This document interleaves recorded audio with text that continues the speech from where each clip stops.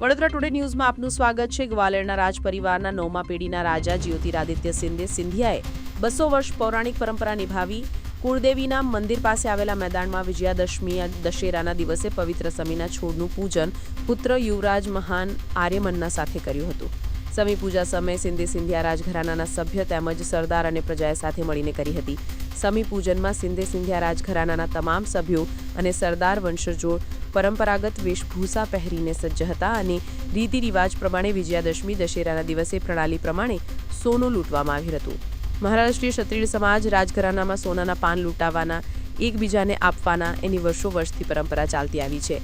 અર્થાત સોનાના પાન એટલે એક પ્રકારના વૃક્ષના સિક્કા જેવા દેખાતા પાંદડા હોય છે અને આની ઉજવણી કરવામાં આવે છે।